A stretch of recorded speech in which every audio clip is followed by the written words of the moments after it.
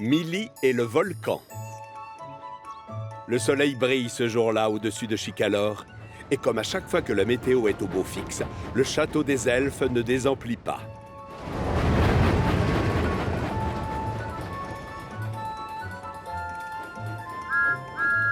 Bonjour, Thomas. Salut, Millie. Oh, c'est l'heure. On m'attend. Passe une bonne journée.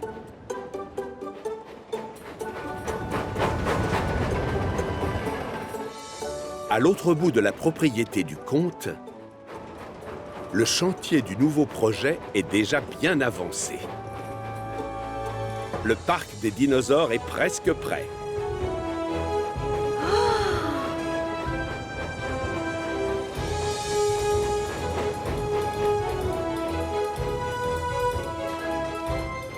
Millie aide les jardiniers du futur parc en leur livrant les plantes qui seront installées autour des répliques de dinosaures. Et c'est Samson et Harvey qui s'occupent d'apporter et de décharger les animaux en plastique. Le train grue trouve d'ailleurs qu'ils ont l'air plus vrais que nature. Celui-là, il s'appelle comment, Samson? C'est un Lexovisaurus, très cher. Tu crois? Tout à l'heure, tu m'as dit que c'était l'autre, le Lexovisaurus. Celui avec les gros piquants sur la queue. Samson se sent ridicule. Il a horreur de se tromper. Ça le vexe énormément. Et alors? J'ai confondu les deux, voilà tout. Donc lui, forcément, c'est le Mégalosaurus. Oui, c'est ça. Harvey n'aime pas du tout la tête du Mégalosaurus. Il a beau savoir que c'est du plastique, il ne peut pas s'empêcher de lui trouver un air féroce avec ses dents pointues. Oh, oh! C'est pas des vrais, Millie. Simplement des maquettes. Quelle peureuse! Elle panique alors que c'est juste une réplique. Il faut être stupide pour croire qu'il est vrai.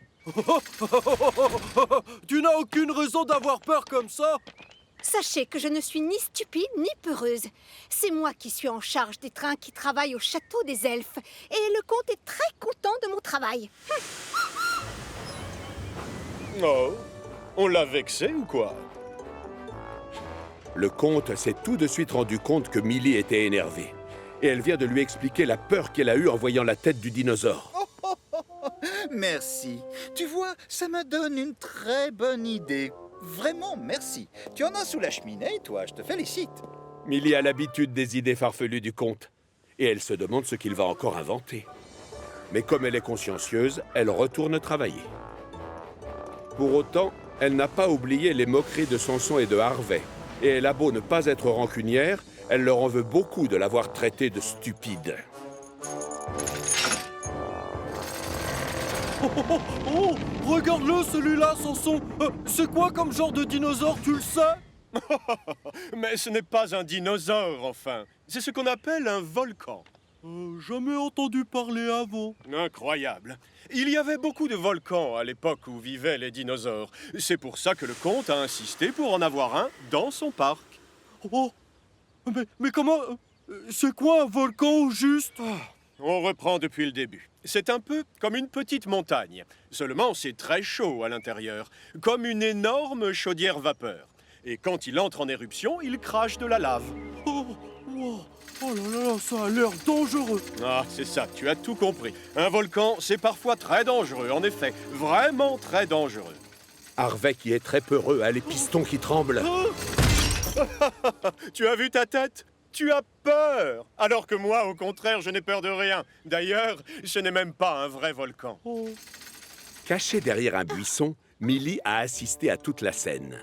Une idée de vengeance fuse alors dans sa cheminée.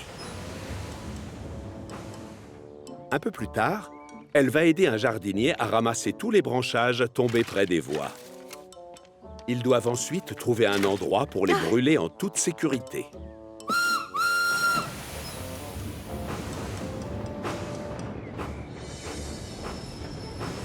Pour faire le feu, moi je propose que l'on s'installe ici. Oui, très bien, Millie. Tu as raison et en plus, on ne gênera personne.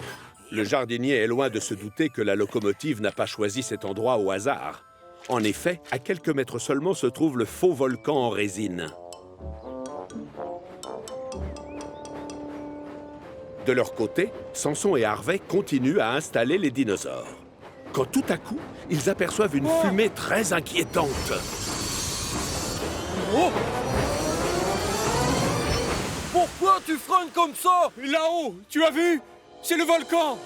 Mais j'avais cru comprendre que tu n'avais peur de rien. Et dois-je te rappeler que c'est juste un élément de décor? Mais enfin, tu vois bien, le rouge, c'est de la lave. Et tu vois la fumée. Oh, je me suis trompé. C'est un vrai volcan qu'on a installé. Alerte! Le volcan est entré en éruption. Hey, appelez Flynn ou Belle! Et il faut également prévenir tout de suite le gros contrôleur. Hein? Vous êtes vraiment stupide et naïf. Arrête, Millie! N'y va pas, c'est trop dangereux! Écoute-moi! Le volcan est en pleine éruption! Je vois bien que ce n'est pas un vrai volcan. C'est seulement une maquette.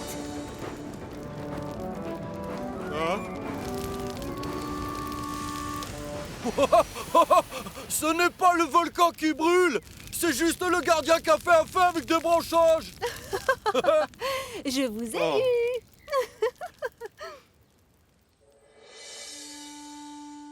Le comte a été mis au courant de la plaisanterie et il a convoqué les locomotives pour avoir une explication. Je suis désolée, monsieur. Mais si j'ai agi ainsi, c'est parce qu'ils m'ont traité de stupide. Ça ne t'autorisait pas à faire ça, Millie. Tu sais bien que tu n'es pas stupide et que tu vaux mieux que ça. Alors ignore-les s'ils se moquent de toi. Moi, je te trouve même très intelligente, au contraire. Très intelligente et capable d'avoir des idées géniales. Le parc de dinosaures est enfin ouvert. Et devinez qui a la chance de faire l'inauguration. Voilà, c'est par là. Permettez, très chère Donatienne. Merci. La visite n'est pas trop impressionnante. Je m'inquiète pour ma mère. Non, non, allez-y sans crainte, c'est superbe. Et il ne vous arrivera rien. Allez, en avant!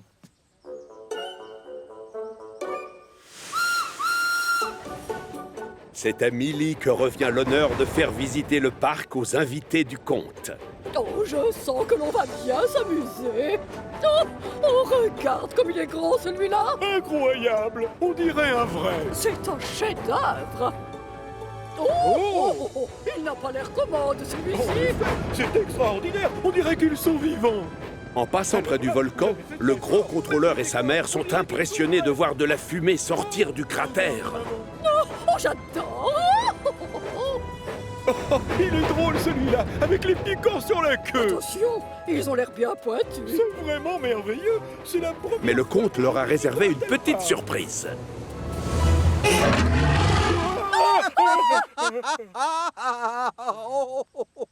Non, ne craignez rien. Ce n'est pas un vrai dinosaure. C'est seulement une maquette qui bouge.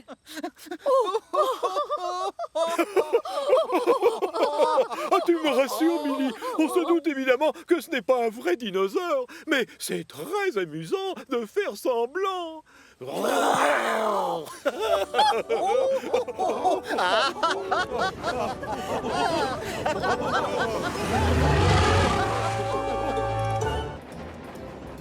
En avant les wagons. S'il y a bien quelque chose que Thomas adore faire dans la vie, c'est se promener en compagnie d'Annie et de Clarabelle sur sa ligne principale. Mais même si ses amies sont extrêmement attachées à lui, parfois elles ne peuvent pas s'empêcher de rouspéter. Surtout quand Thomas fait exprès de rouler trop vite. Et voilà, ça y est, il recommence, Clarabelle. Oui, je sais, Annie, c'est horrible, j'ai peur de la vitesse. Hé, je vous entends les deux grincheuses. Ce jour-là, comme d'habitude, Annie et Clarabelle se plaignent que Thomas se prenne pour une Formule 1. Thomas, tu peux ralentir un peu? Mes grappins font des castagnettes. Comme Thomas est d'humeur farceuse, il décide de les prendre au mot. Oh, fais attention, mais qu'est-ce que tu fabriques, Thomas? Pourquoi tu freines maintenant? Avance! Oui, tu as intérêt à appuyer sur l'accélérateur si tu ne veux pas que l'on prenne du retard. Mais enfin, je croyais que vous vouliez que je ralentisse. Oh, d'accord. Si vous tenez vraiment à ce que je fonce, j'y vais. Sacré sacré nom d'un wagon! Oh là, ça va beaucoup trop vite!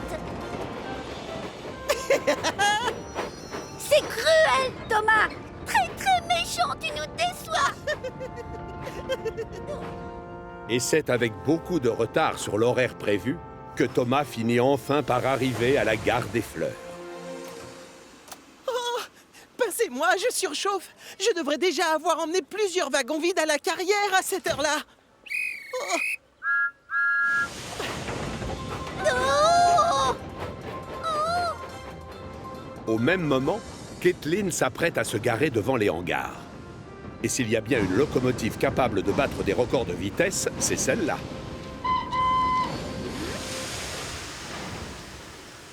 Tiens, salut Kathleen. Alors, qu'est-ce qui t'amène par ici?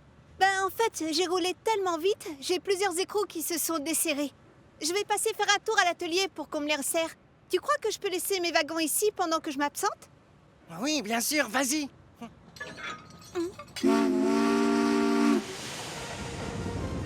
Alors que Kathleen redémarre, c'est au tour de Thomas de se garer devant les hangars. Je suis désolée, Annie et Clarabelle. Je vais devoir vous laisser ici quelque temps. Je dois filer à la carrière. Bravo, je te signale que si tu n'avais pas fait l'imbécile tout à l'heure, tu n'aurais pas pris de retard. Oui, tu vas les casser tes pédales. C'est très mauvais de changer de vitesse tout le temps.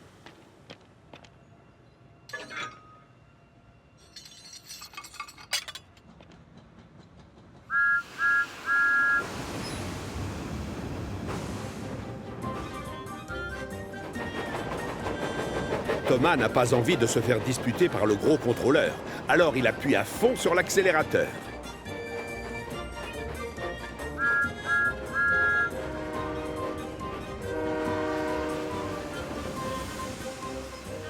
Ah, merci Thomas. J'ai besoin de ces wagons et tu arrives pile à l'heure. De rien, c'est normal. Mes vis.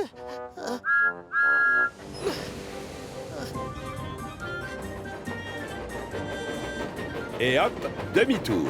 La journée est loin d'être terminée. Mais la première à revenir au hangar, c'est Kathleen.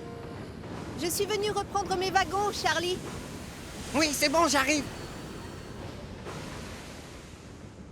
Oh, j'ai une blague, tu veux l'entendre? Comment fait une abeille quand elle est amoureuse? Alors là, j'en sais rien.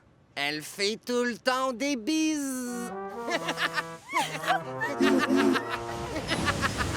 Charlie rigole tellement qu'il ne fait pas attention aux wagons qu'il a devant lui.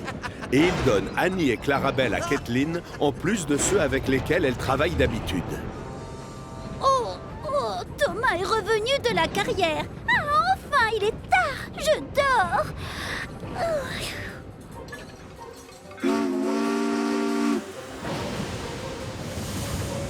Surtout, sois gentil, ne roule pas vite, tu veux bien? Thomas? Que fais-tu sur la voie d'à côté? Surtout s'il roule sur une autre voie. Mais alors, qui est-ce qui est placé devant? Zut, sacré nom d'un piston! Arrête-toi, Kathleen! Reviens! En fait, je crois que je n'ai jamais roulé à cette vitesse-là. Moi, ça ne me plaît pas. Oh, ça, non! Je préfère ne rien voir. Au secours! Tu as moins peur? Non, pas exactement.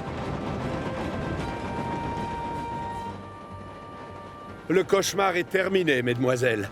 Kathleen s'arrête à la gare du Puy-Sec. Chouette, on va pouvoir souffler. Salut, Connor. Ça te dirait de faire la course jusqu'au château des elfes? Ah non, tout sauf ça. Pas une course. Pitié, dis-lui non. Pitié, dis-lui non. Pitié, dis-lui non. D'accord, Kathleen. Non.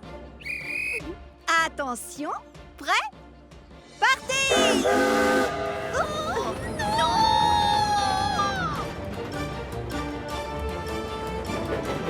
Ah, non! Ah!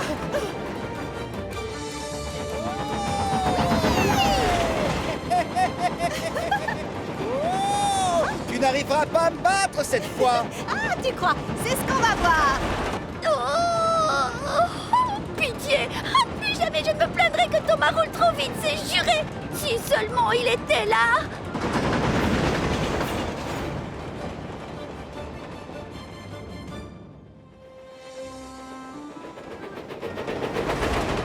Si jamais j'arrive enfin à récupérer Annie et Clarabelle, je ne les taquinerai plus en changeant de vitesse. Thomas appuie à fond sur son accélérateur pour gravir la pente. Mais alors qu'il n'est plus très loin du château... Kathleen! Thomas! Annie! Clarabelle! Ignorant ce qui se passe en queue de convoi, Kathleen fonce, pressée de retourner sur le continent. Ah! Oh non! Thomas n'a pas le choix.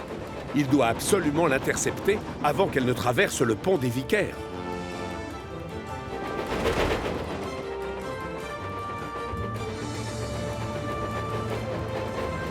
Oh non! J'arrive trop tard. Je ne réussirai jamais à la rattraper maintenant qu'elle a traversé le pont.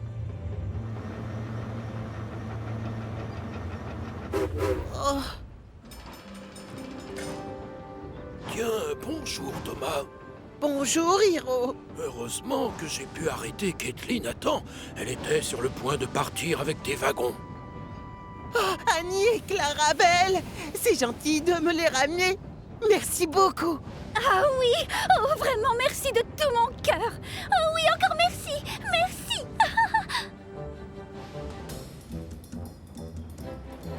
Oh, Annie et Clarabelle, je tiens vraiment à vous demander pardon. Nous aussi, excuse-nous d'avoir rouspété juste parce que tu avançais trop vite selon nous. Juré, on ne le refera plus jamais. Justement, Thomas aimerait bien accélérer un peu. Mais il est tellement content d'avoir récupéré ses deux amis qu'il décide de profiter de la balade en leur compagnie. N'empêche, je trouve que tu vas un chouïa trop vite à mon goût, là. Tout à fait d'accord, tu pourrais ralentir. Absolument, ma petite Clarabelle. Moins vite, s'il te plaît, Thomas, tu seras gentil.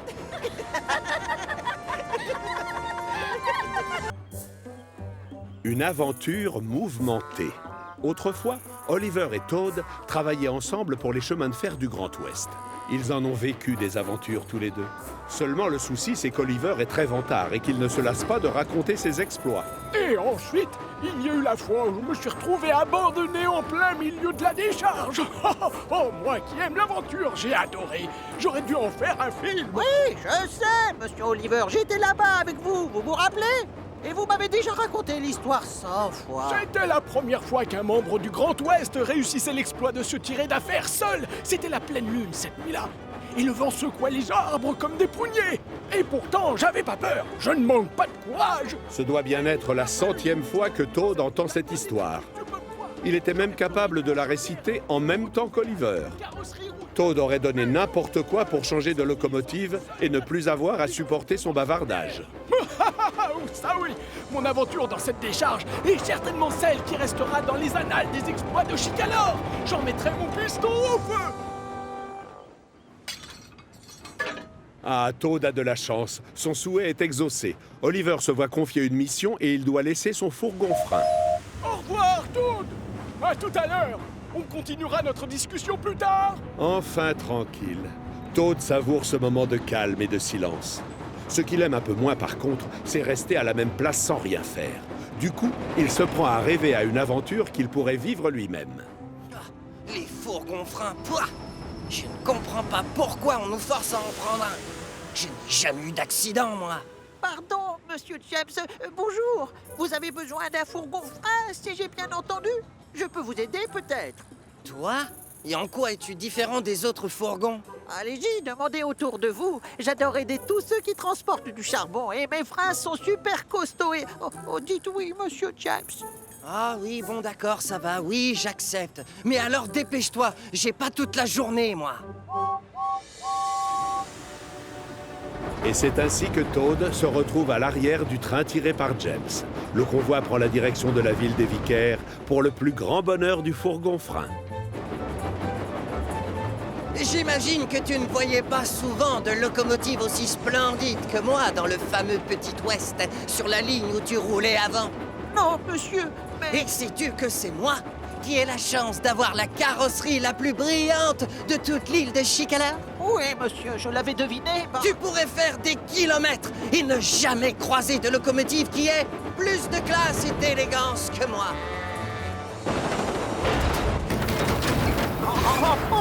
On est vraiment obligé d'aller aussi vite, monsieur. Oh, monsieur James. Je ne suis pas un escargot. Plus vite j'aurais livré ce maudit train à la ville des vicaires, et plus vite je pourrais recommencer à transporter des voyageurs.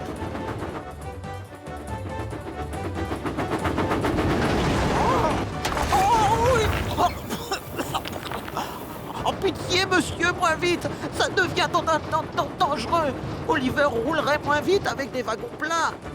C'est un tort. Je sais exactement ce que je fais. Je roule toujours à cette vitesse. Alors rassure-toi. Alors qu'il s'approche de la colline de Gordon, James appuie à fond sur ses pistons. Secoué comme un prunier à l'arrière, Toad commence à trouver cette aventure pas si chouette que ça, finalement. Oh, misère. Oh, que j'ai peur. Tu vois, mon grand, rien ne peut me ralentir.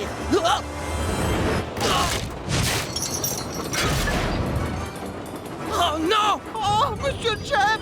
Mais qu'est-ce qui se passe? On a heurté une branche! Arrête les wagons! Je fais mon possible, monsieur James. Ce n'est pas simple. Au même moment, Thomas est en train d'emmener le gros contrôleur et sa maman sur le continent pour aller assister à un opéra. J'aurais pu être diva si je n'avais pas épousé ton père. Aimerais-tu que je te chante un petit air? Eh bien, avec plaisir, tout à l'heure. Oh, mi maman.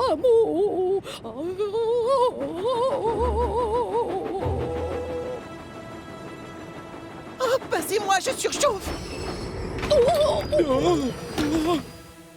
Thomas, pourquoi est-ce qu'on s'arrête? Regardez devant, monsieur. Thomas, marche arrière! Marche arrière! Thomas, attention! Percy! Oh non! On n'évitera pas l'accident! Ah! Oh, oh! Oh! Oh non! Toad comprend tout de suite que Thomas et Percy n'ont pas eu le temps de reculer pour lui dégager la voie. Il sait donc qu'il est le seul à pouvoir sauver la situation. Ah! Il va nous rentrer dedans! Quoi?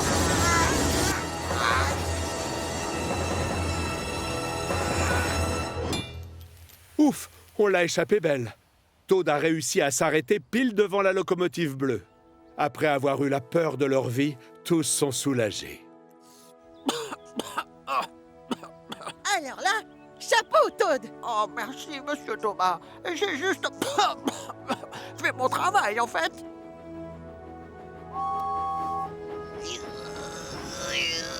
Oh, désolé Thomas, mes wagons se sont détachés dans la pente. J'espère que tout le monde va bien. Non, James, je ne dirais pas ça, mon grand. Parce qu'à cause de toi, on va prendre beaucoup de retard. Alors maintenant, tu vas nous expliquer ce qui s'est passé. Voilà, monsieur. Le souci, c'est que je roulais un peu trop... En fait, il y avait une branche en travers des rails, monsieur. Personne n'est responsable. C'était un simple accident. Oh, un accident, hein? D'accord. Il semblerait que cet adorable petit fourgon frein nous ait fait éviter une catastrophe. Tu n'es pas d'accord? Si, en effet. J'en ai bien l'impression. Bravo! Tu t'es montré très efficace et tu as eu du courage. Je te félicite, fourgon frein. Moi aussi. Beau travail, Toad. On repart en avant. Il y a l'opéra qui nous attend.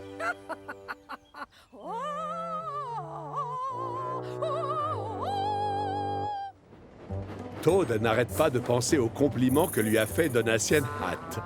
Il ne s'est jamais senti aussi fier. Vous pouvez rouler un peu plus vite si vous en avez envie, monsieur James.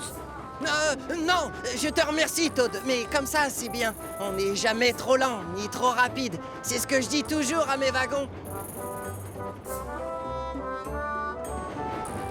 Tu m'as beaucoup aidé aujourd'hui. Merci encore. Non, c'est moi qui vous remercie, monsieur. Appelle-moi James. Oh, coucou, monsieur Oliver. Salut, je suis de retour. Quand je vais te dire ce qui m'est arrivé, tu ne vas jamais le croire. Que je te raconte depuis le début, tu vas avoir tous les détails. Une petite minute, Oliver. Je crois que tu devrais plutôt demander à Toad qu'il te raconte l'aventure passionnante qu'il a vécue tout à l'heure. Quoi? C'est sérieux? T'as vraiment vécu une aventure? Oui, en fait, c'est bien ce qui s'est passé. Je vous explique. Tout a commencé quand je me suis fait atteler à Monsieur James. Tout allait bien au début, puis il s'est mis à rouler vite. Et quand on est arrivé au bas de la colline de Gordon, on avançait à une telle vitesse que j'en avais les roues qui tremblaient. Je suis désolé, mais dans le genre aventure, on a fait mieux. C'est pas tout. À un moment, on a vu une grosse branche posée en travers des rails. Non! Si! Le souci, c'est qu'on roulait beaucoup trop vite. Impossible de freiner à temps. Oh! Et alors? Qu'est-ce qui s'est passé ensuite? Ah, j'ai commencé à avoir la peur de ma vie. Passionnés par l'histoire, les locomotives se regroupent autour du fourgon-frein pour connaître la suite de son aventure. Et comme Oliver a du mal à y croire, Toad lui assure que ce n'est pas grave, parce qu'il lui racontera encore ses péripéties demain. Et si ça ne suffit pas, il le fera une troisième fois le jour d'après, juste pour être sûr qu'il a bien tout compris.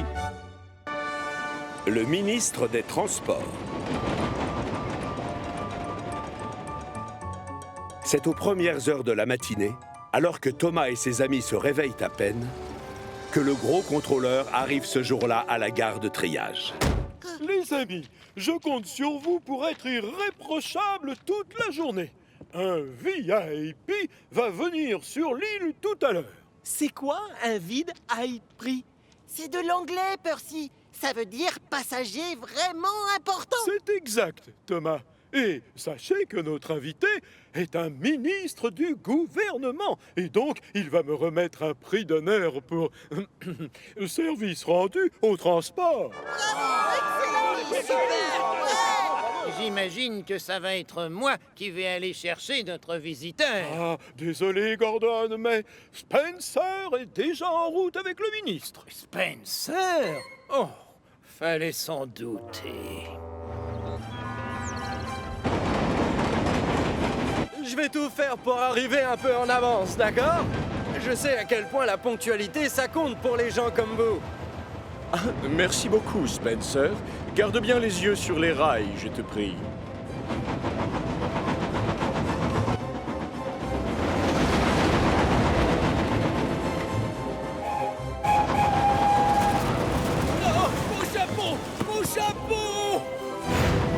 Spencer roule tellement à fond les wagons pour essayer de gagner un peu de temps et d'arriver en avance Laisse-moi passer, l'escargot! qu'il oublie de faire attention aux panneaux de signalisation qui bordent la voie. Oh! Non mais, quel crâneur! Au puits sec, l'aiguilleur a positionné les lames de façon à envoyer Édouard sur la ligne menant au port. Mais c'est Spencer qui s'approche, pas Édouard. La grosse locomotive se retrouve donc sur l'embranchement par erreur.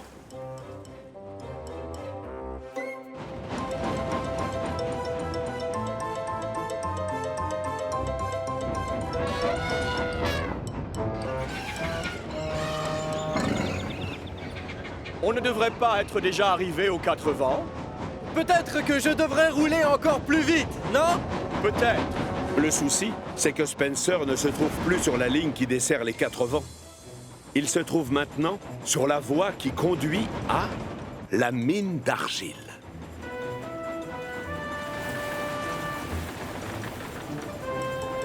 Mais comment se fait-il? Bonjour, Spencer. À quoi tu joues? Qu'est-ce que tu fais là? Eh bien, je suis perdu. À mon avis, il y a une méprise. Désolé, monsieur. Mais il semble que l'on nous ait transférés sur la mauvaise voie. Peut-être que tu pourrais livrer une commande d'argile pendant que tu y es. Comme ça, tu te montrerais plus utile.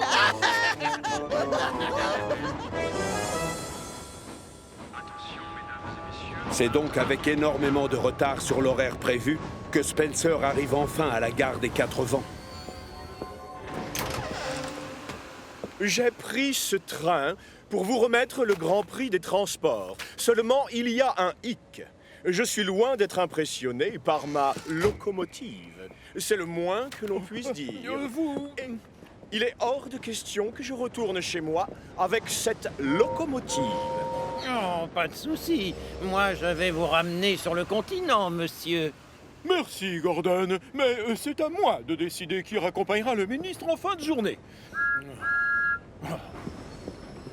Pourquoi ce ne serait pas moi qui ramènerais le ministre sur le continent? Pauvre Thomas, tu rêves. Je vous parie que celui qui va être choisi, ce sera moi. Aucune chance. Vous êtes beaucoup trop lents, tous les deux. On peut rouler aussi vite que toi, Gordon.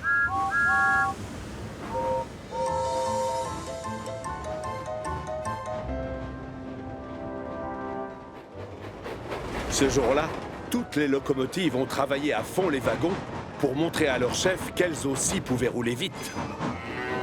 Chacune espère qu'elle sera choisie pour raccompagner l'invité d'honneur sur le continent. Spencer les observe s'activer avec envie et regret. Le pauvre ressasse les événements du matin et culpabilise. Si seulement j'avais roulé moins vite et réfléchi. Si seulement je m'étais contenté de faire mon travail correctement au lieu de vouloir fanfaronner. Maintenant, ce sont les autres locomotives qui veulent crâner. La gare du Puy-Sec est pile à l'heure.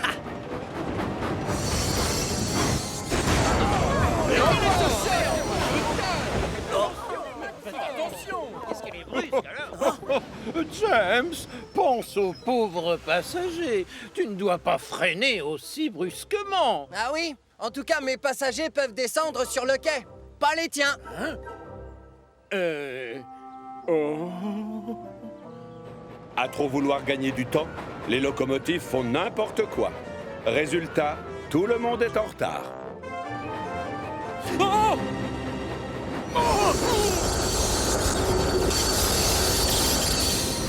Oh, ouf!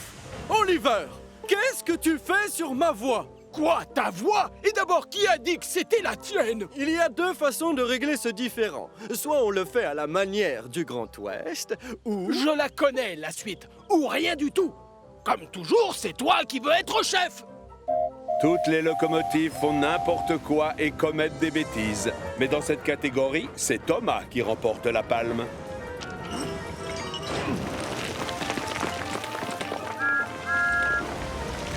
Thomas, fais attention enfin.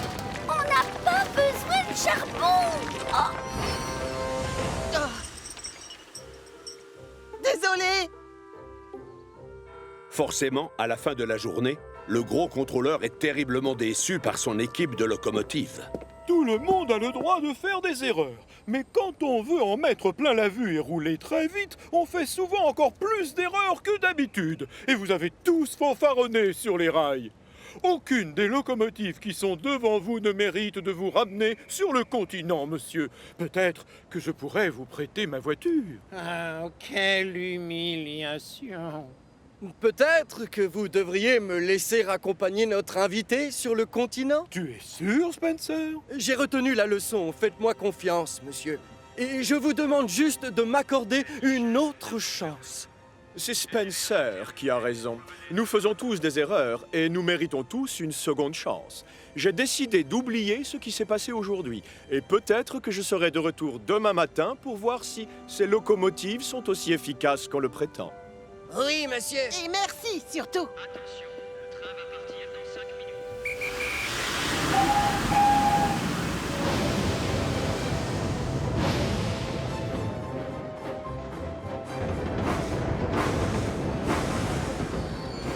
Comme prévu, le lendemain matin, le ministre est de retour sur Chicalor. Et toutes les locomotives s'appliquent pour lui montrer à quel point elles ont à cœur d'être utiles et efficaces et pourquoi les transports sur Chicalor ont une si bonne réputation. Salut!